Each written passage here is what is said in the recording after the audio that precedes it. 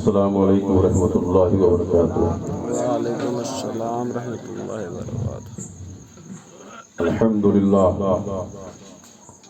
الحمد للہ رب العالمین والعاقبۃ للمتقین، والصلاة والسلام علی سید الانبیاء والمرسلین وعلى آلہ واصحابہ وازواجہ وذریاتہ واہل بیتہ اجمعین، اما بعد فاعوذ باللہ من الشیطان الرجیم، بسم اللہ الرحمن الرحیم۔ یا ایہا الذین آمنوا اتقوا اللہ وکونوا مع الصادقین۔ صدق اللہ العلی العظیم وبلغنا رسولہ النبی الامین المبین المتین الرؤوف الکریم، ونحن على ذلك لمن الشاهدين والشاكرين والحمد لله رب العالمين إلى يوم الدين وإلى غير النهاية۔ محترم حضرات، برادران اسلام،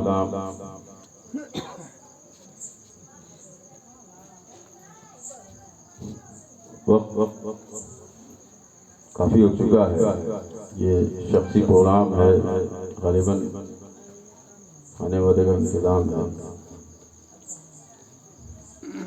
آئیے بلا تمہید بلا تاخیر آقا نامدار مدینے کے تاجدار دونوں عالم کے مالک و مختار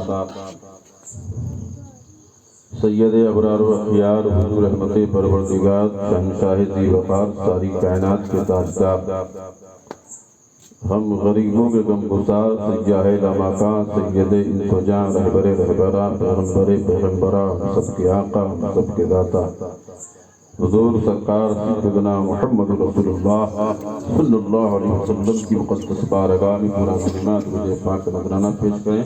پڑھیے بابا جبرین اللہم صلی علی سیدنا شفیعنا حبیبنا مولانا محمد صلی اللہ تعالیٰ علیہ وسلم۔ اللہ تعالیٰ علیہ وسلم۔ رات محترم، گاؤں میں غالباً میں پہلی بار آیا ہوں، مجھے اس سے پہلے بھی حضرت صوفی مولانا افتاب صاحب قبلہ کی دعوت ملی تھی شادی میں، میری والدہ محترمہ کی طبیعت کافی عزیز ہو گئی، میں نہیں آ سکا۔ بہرحال گاؤں میں ہمارے حضرت کے کافی مریدین بھی ہیں،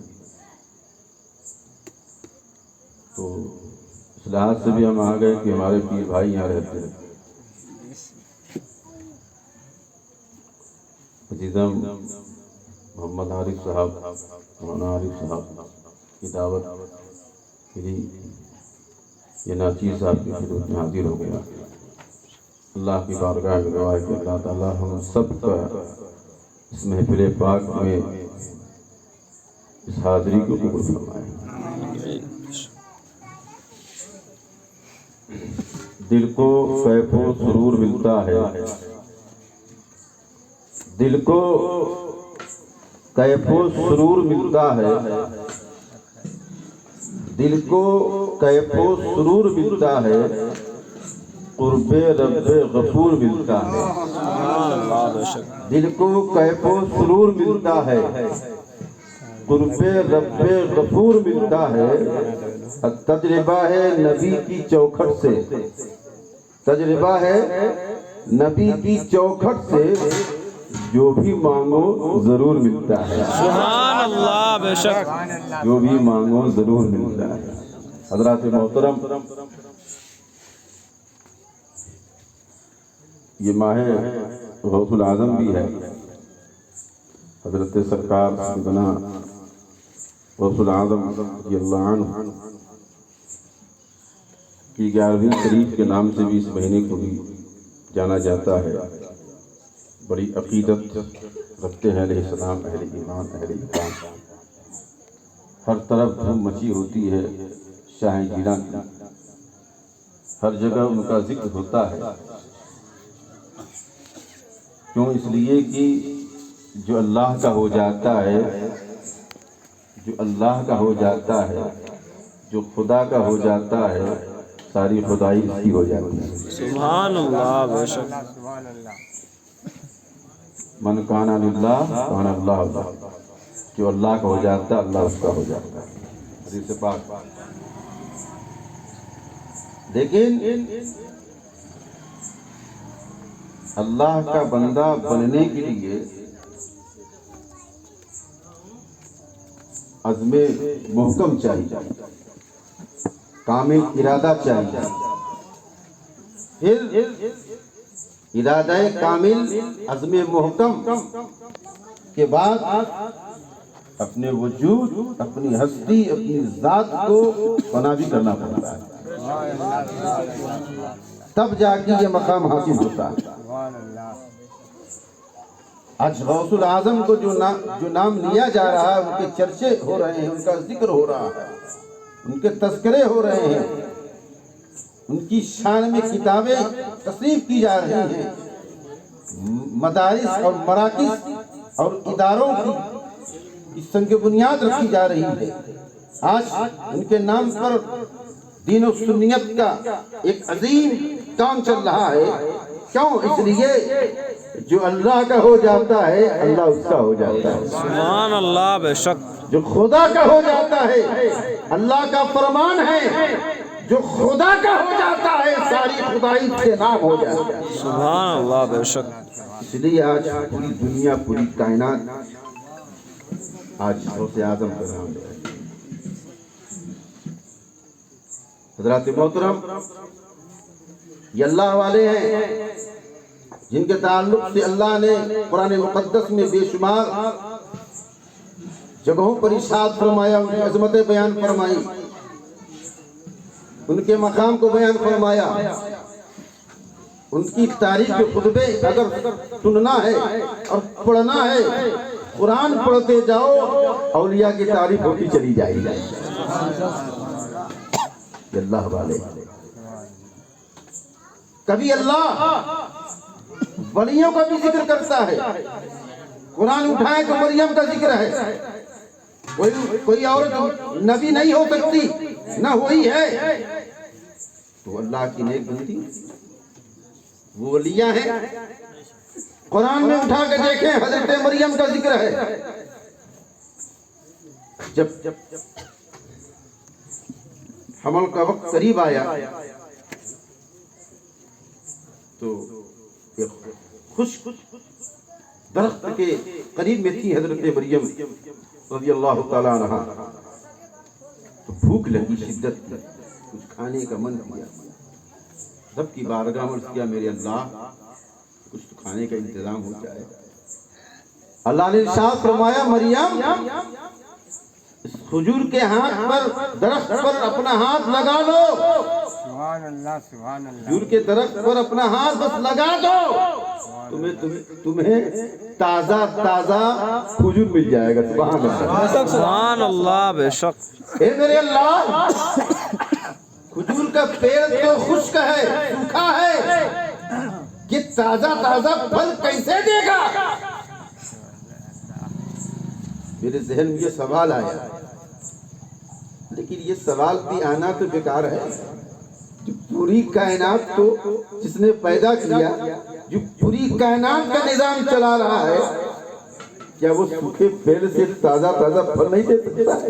بے شک، بے شک۔ مریم اپنا ہاتھ لگا، حضرت مریم نے ہاتھ لگایا، تازہ کھجوریں گری، حضرت مریم نے اسے لیا ہے۔ سبحان اللہ، سبحان اللہ، تلاوت فرمایا، میں نے پھر عرض کیا، میرے اللہ تو اس پر بھی قادر ہے، جب مریم ہاتھ نہ لگاتی اور تو حکم دیتا درخت تازہ پھل دے دیتا، تو اس پر بھی قادر ہے۔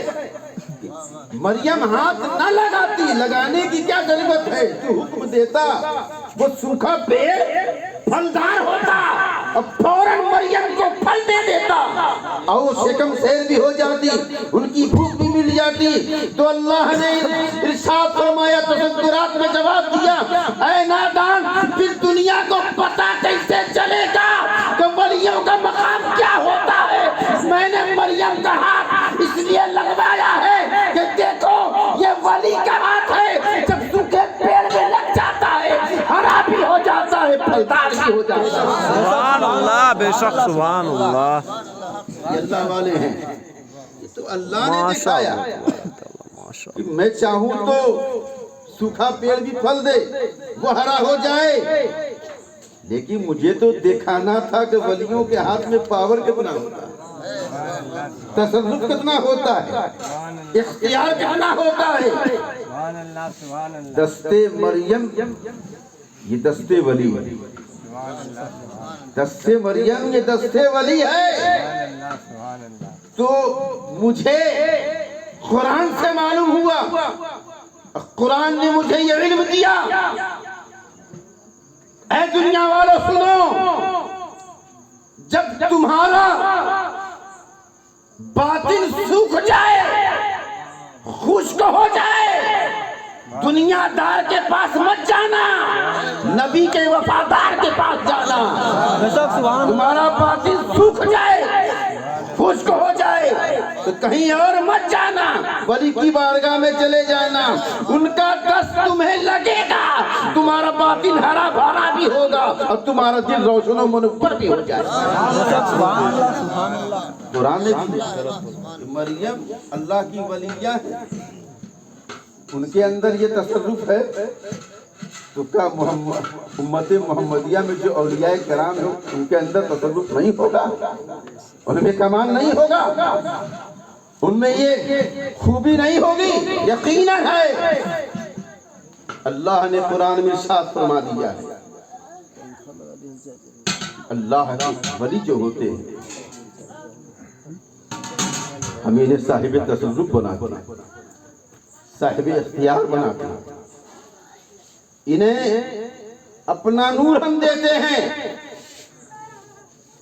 ولی یہ بھی انسان ہوتے ہیں، ہم بھی انسان ہوتے ہیں، حق ہے یہ بھی انسان ہیں، ہم بھی انسان ہیں، حق ہے لیکن ان کا احترام زیادہ ہوتا ہے۔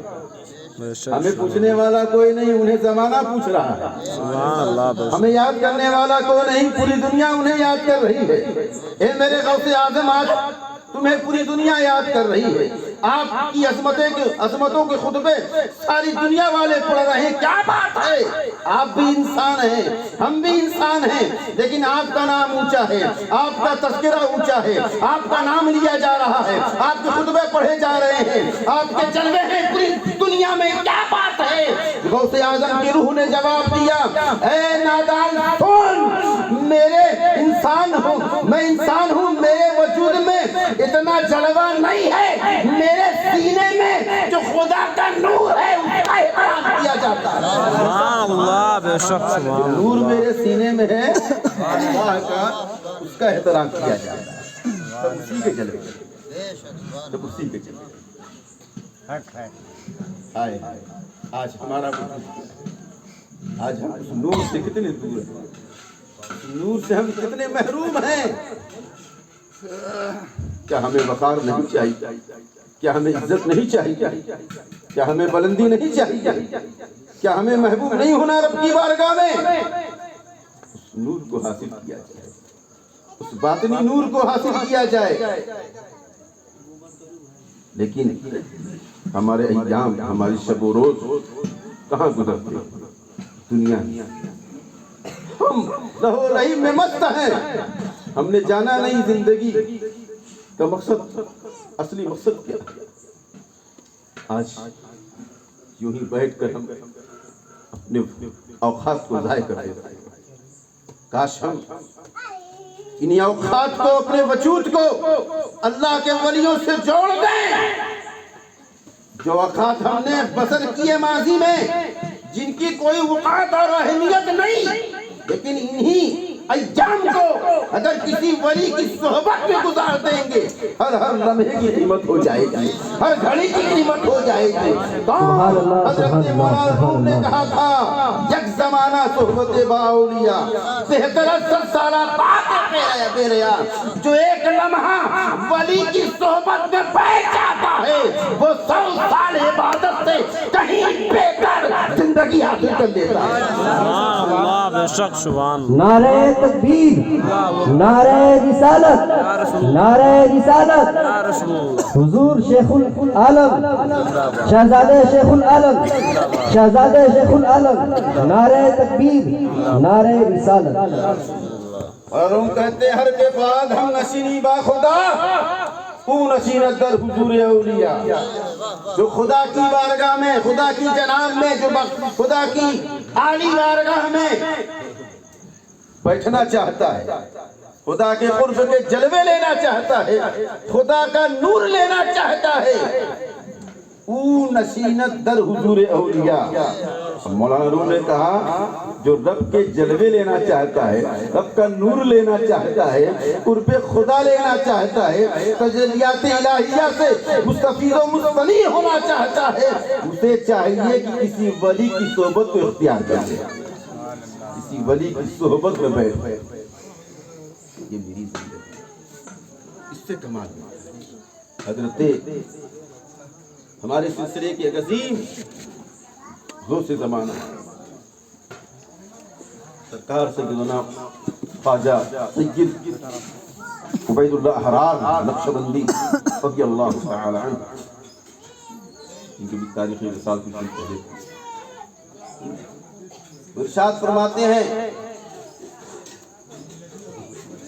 کہ میں مسجد میں تھا اور کچھ اللہ والے، ہم فقیر بھی کچھ تھے، اور جمعہ کا دن تھا، آپس میں گفتگو ہوئی کہ اللہ تعالیٰ جمعے کو بڑی فضیلت دیا ہے، جمعے کی فضیلت ہوتی ہے،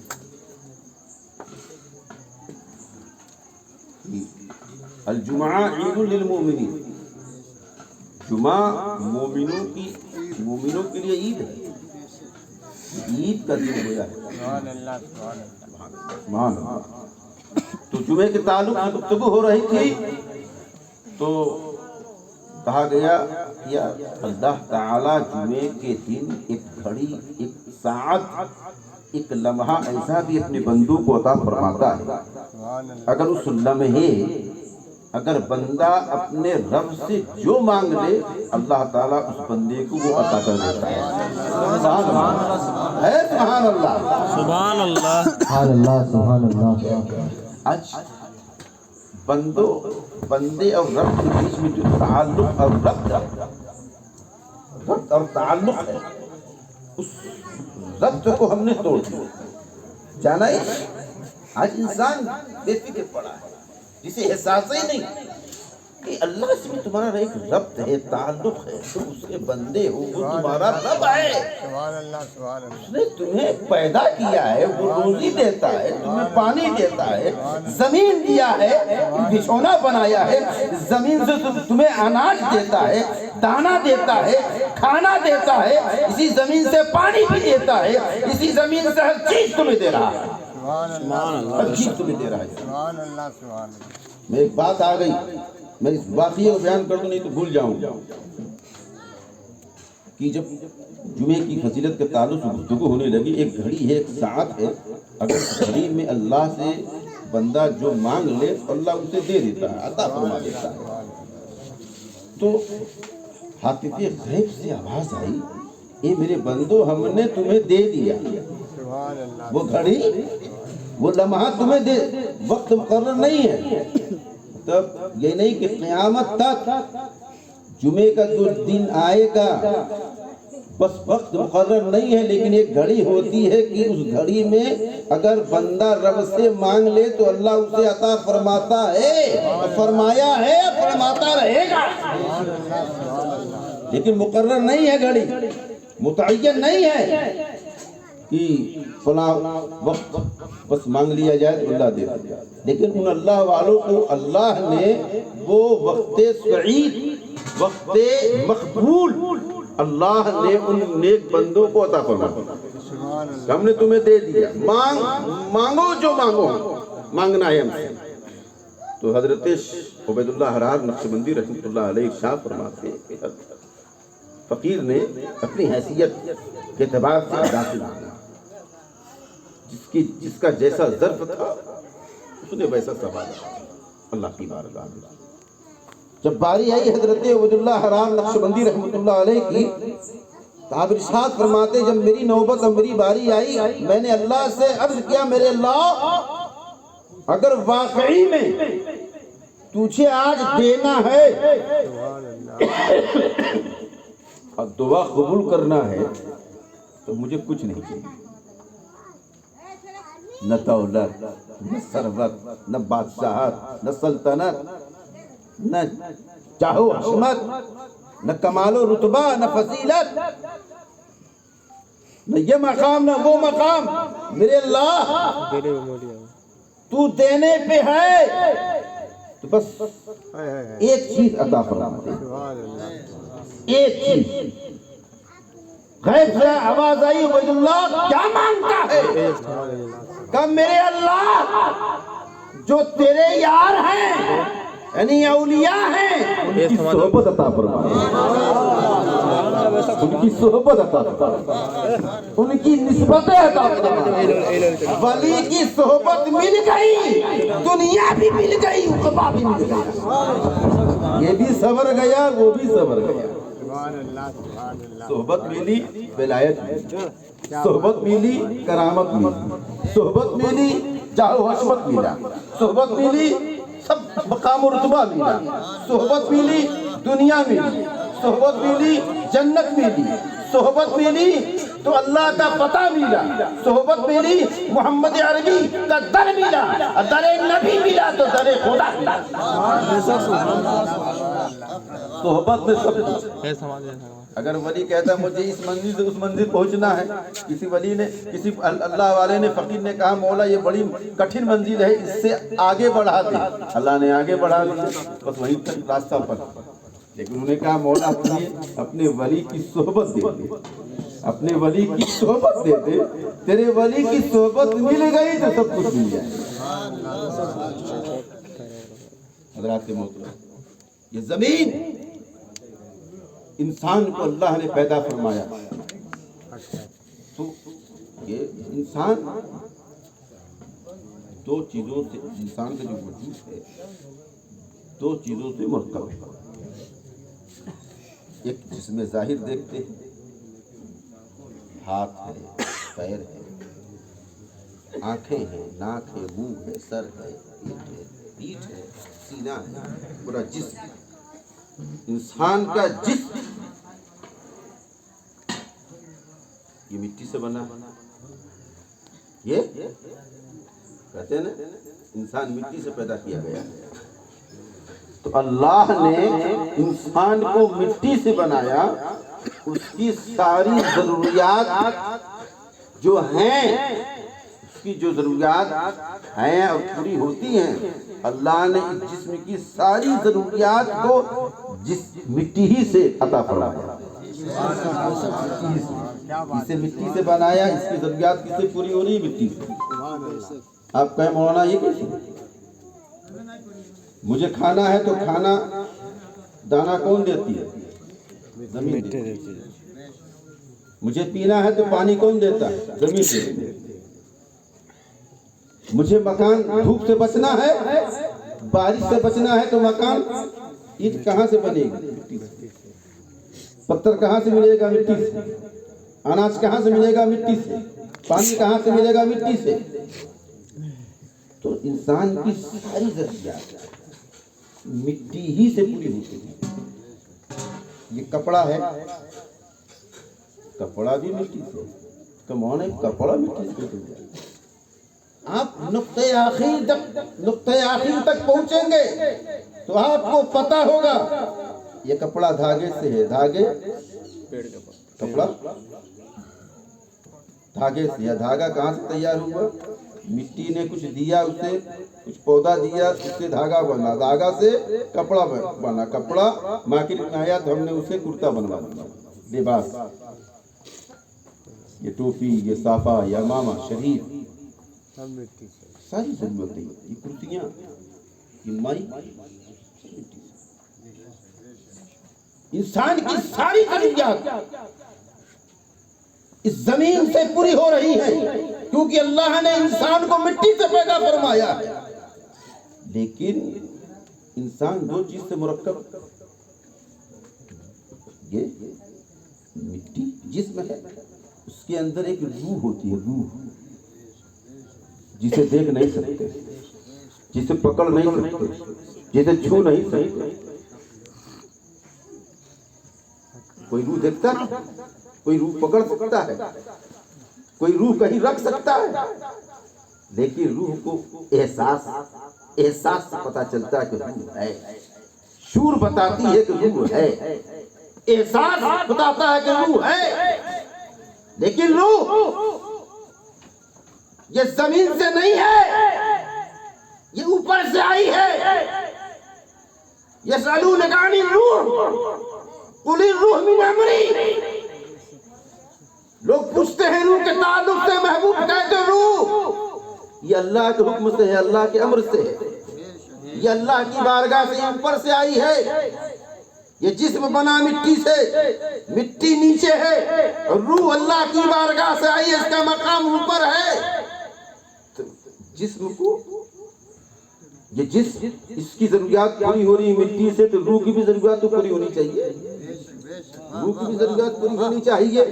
ہمیں بھوک، جسم کو بھوک لگتی ہے، ہمیں کھانا مل جا رہا ہے، پیاس لگ رہی ہے تو پانی مل جا رہا ہے، دھوپ تیز ہے، برسات سے بچنا ہے، پانی سے بچنا ہے، دھوپ سے بچنا ہے تو مکان چاہیے، ایک آشیانہ چاہیے، ایک ٹھکانہ چاہیے، ایک آستانہ چاہیے، لیکن روح کو بھی تو بھوک لگتی ہے، اسے بھی تو پیاس لگتی ہے۔ جس طرح جسم ظاہر کو بھوک لگتی ہے، ایسی روح کو بھی بھوک لگتی ہے۔ اس کی بھوک کہاں سے مٹائیں گے، اس کی پیاس کہاں سے مٹائیں گے، کیونکہ یہ تو اس کی غذا، اس کا تعلق تو اوپر سے ہے، اس کی ضروریات نیچے سے پوری نہیں ہو سکتی ہے، اوپر سے پوری ہوں گی۔ تو یاد رکھو ہمارا یہ مقام نہیں ہے کہ ہم اوپر جا کے اس کی غذا حاصل کر سکتے ہیں، یہ اللہ والے ہیں جو عروج کر کے رب کی بارگاہ تک پہنچتے ہیں اور ان کی غذا کو لے کر ہم غلاموں کو عطا فرما دیتے ہیں۔ سبحان اللہ، بے شک سبحان اللہ، اللہ اکبر، یا رسول اللہ، یا رسول اللہ، زندہ باد۔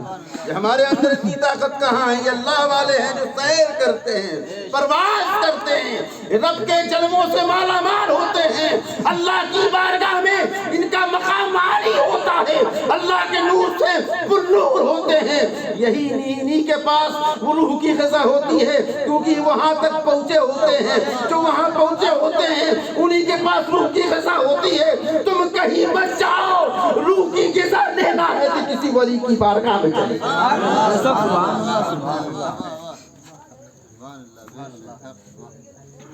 حق ہے، روح کی غذا دینے والے اللہ والے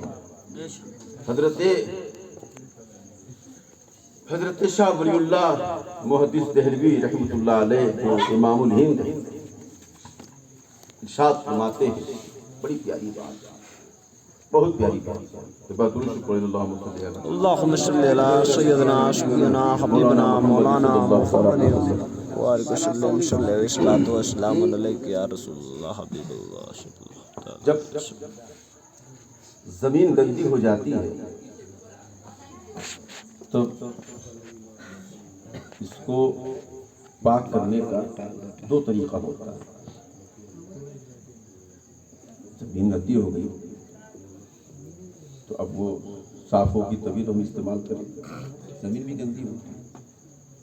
حضرت شاہ ولی اللہ محدث دہلوی رحمۃ اللہ علیہ شاہ فرماتے ہیں کہ زمین جب نجس ہو جاتی ہے، گندی ہو جاتی ہے، ناپاک ہو جاتی ہے، اس کے صاف کرنے کے دو طریقے ہیں۔ پہلا طریقہ یہ ہے کہ موسلا دھار بارش ہو، جھما جھم جو گندگی ہے وہ بہہ کے چلی جائے، یا اتنی تیز دھوپ پڑے، اس کی تمازت، اس کی حرارت، اس کی حدت، اس کی کرنیں اتنی تیز پڑیں کہ نجاست، گندگی جل کر خاک میں مل جائے، نہ وہ رہے، نہ مزہ رہے، نہ اس کی حیت، نہ اس حیت رہے، مکمل خاک میں مل جائے تو زمین پاک ہو جائے۔ موسلا دھار بارش سے، تیز دھوپ سے یہ دو طریقے ہیں زمین پاک ہونے کے.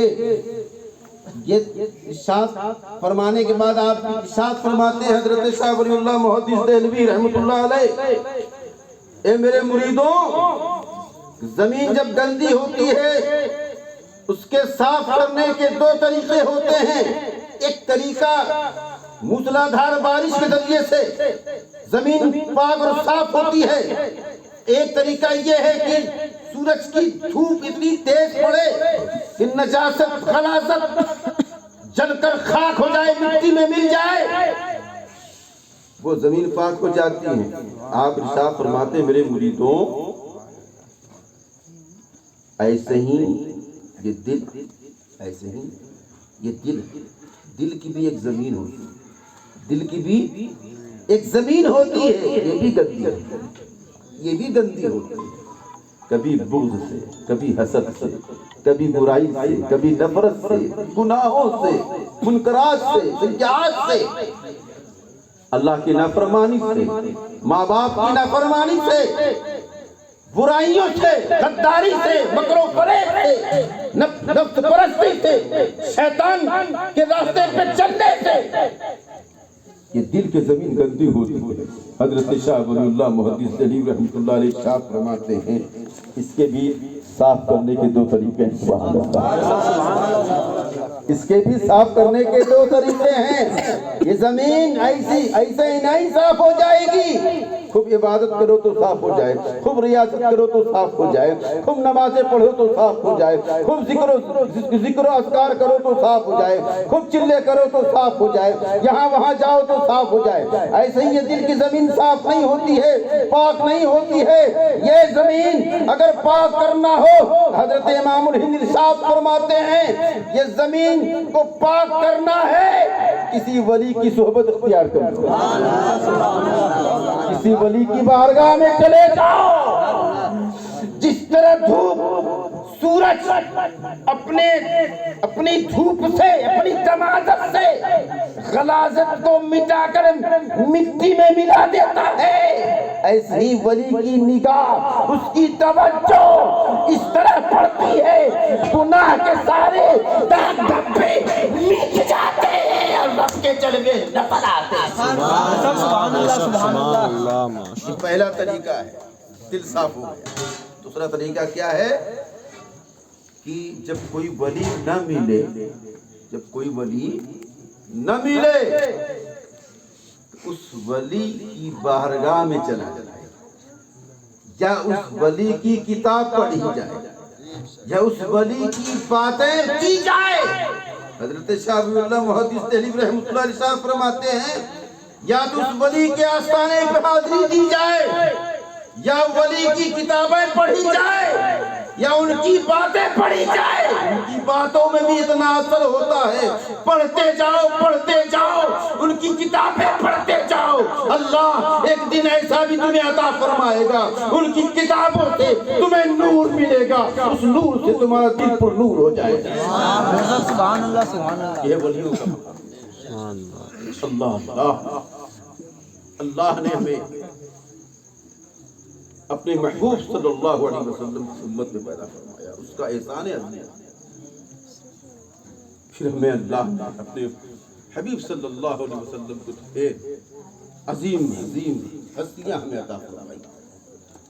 ہم ناز کرتے ہیں کہ ہمیں دامن شیخ المشائخ ملا، ہم ناز کرتے ہیں کہ ہمیں حضور دامن حضور شیخ العالم ملا، ہم ناز کرتے کہ ہمیں دامن حضور بحر العرفان ملا. ایسے ایسے برد قلندر ہمارے سلسلے میں ہیں جن کی ایک توجہ سے یہ دل کتنا گندا ہو، نظر پڑ جائے تو دل ذاکر ہو جاتا ہے.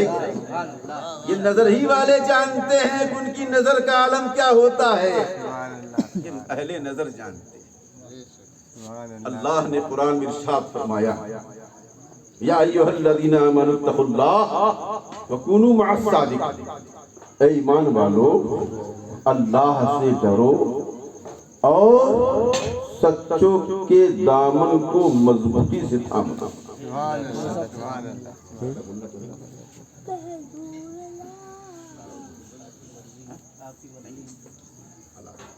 दुरुशी पढ़े अल्लाहुम्मा सल्ली अलैहि। اللهم صل على سيدنا شفيعنا حبيبنا ऐ ईमान वालो, अल्लाह से डरो और सच्चों के दामने कर्म से वाबिस्ता हो जाओ। आगे अल्लाह ने किस चीज का मुतालबा फरमाया? ईमान। ईमान लिया, ऐ ईमान वालो। फिर कहा कि इत्तकुल्लाह, अल्लाह से डरो। अल्लाह से फिर डरने के बाद क्या कहा? वकुनू मअस सादिकीन, और सच्चों के दामन को मजबूती से थामो। ईमान भी आ गया, तकवा भी, लेकिन तकवा के बाद सच्चों का दामन भी बहुत ज़रूरी है। अब हम ईमान ले आए, ईमान हमारे अंदर, ईकान हमारे अंदर, इरफान हमारे अंदर, ईमान हमारे अंदर, फिर तकवा भी हमारे अंदर, परहेजगारी भी हमारे अंदर। हम नमाज बड़ी पाबंदी से पढ़ते हैं, रोज़े हम ढंग से रखते हैं, ज़कात भी हम देते हैं, सदक़ात व खैरात भी हम करते हैं, माँ बाप का एहतराम भी करते हैं, बड़ों का भी एहतराम करते हैं, सलाम व दुआ भी है, तिलावत कुरान भी है, सब है, सारी चीज़ें हैं। लेकिन सारी चीज़ें हैं, इसके बावजूद भी अल्लाह ने इरशाद फरमाया वकुनू मअस सादिकीन। वलियों का साथ ज़रूरी है, वलियों का साथ ज़रूरी है, क्योंकि ये तुम्हारी नमाज, ये तुम्हारी ज़कात, ये सदक़ात व खैरात, यह जो ज़कात के नवाफिल, ये कुरान की तिलावत, ये अच्छाइयाँ, ये भलाइयाँ, ये खैरात, ये सारी चीज़ें, इस पर नाज मत करो ना। एक ही हमला पड़ेगा शैतान का, पस्त हो जाओगे, चित हो जाओगे। शैतान के हमले से बचना है, शैतान के मकर फरेब से बचना है। वकुनू मअस सादिकीन, सच्चों का दामन पकड़ो। सुभान अल्लाह। बेशक ज़हन ने सवाल किया, क्या क्यों जरूरी है सच्चों का दामन? सच्चों का दामन क्यों जरूरी है? हम तो मुसलमान हैं, मोमिन हैं, नमाज भी पढ़ते हैं, रमजान शरीफ के महीने के रोजे भी रखते हैं, माल होने पर ज़कात भी देते हैं, साहिब इस्तिताअत पर हज भी करते हैं, सदक़ात व खैरात भी करते हैं, माँ का एहतराम भी करते हैं, सारी चीज़ें हैं, हमारे अंदर भलाइयाँ भी हैं, परहेजगारी भी है। फिर इन अल्लाह वालों के दामन से क्यों वाबिस्ता होगा? इनकी क्या जरूरत है? मेरे आका करीम सल्लल्लाहु अलैहि वसल्लम के दीवानों, उनके गुलामों, सुनो, दामने वली क्यों जरूरी है? दामने औलिया क्यों जरूरी है? ये दिल जो है ना, दिल, ये दिल, ये पर हर रंग चढ़ सकता है। इसकी कैफियत ऐसी होती है, इसकी कैफियत ऐसी होती है, दिल के माने ही आते हैं, फिरना इधर उधर होना। दिल के माने ही आते हैं, फिरना फला आया। आजकल ऐसे ही होता है यूट्यूब पे ना, उनकी तकरीर सुने, असर पड़ा, बहुत अच्छा, कई तारीख जमील की सुन ली है, बहुत अच्छा, वो बहुत अच्छा बोलता है, वो बहुत अच्छा बोलता है। जैसा असर पड़ता है वो असरदार होता है, दिल पे पड़ता है, और जब दिल पे असर पड़ता है तो दिल उस असर को कबूल करता है, क्योंकि दिल की कैफियत यही ऐसी होती है कि वो इधर उधर होता है। अभी इंसान बैठा है, इंसान का कैफियत बता रहा हूँ, उसकी कैफियत। कभी इंसान बहुत खुश होता है, बहुत खुश, उसकी खुशी का कोई ठिकाना नहीं। कभी देखो वही इंसान बहुत गमगीन होता है, बहुत गमगीन। वही इंसान बहुत खुश भी है, वही इंसान बहुत गमगीन भी है। दिल की कैफियत बदली, दिल में खुशी आई, इंसान बहुत खुश, दिल में गम आया तो इंसान बहुत गमगीन हुआ। कभी कभी वही इंसान बहुत आग बबूला भी होता है, बड़ा गुस्से में होता है। उससे अब गुस्से में है, कोई बात कह दिया, थोड़ी सी छोटी सी बात कही, गुस्सा आ जाता है, किसी की सुनता नहीं। कभी बहुत गुस्सा में होता है, कभी इतना खुश होता है, इतना खुश होता है, अगर कोई अपना कुछ मांग ले तो दे भी देता है।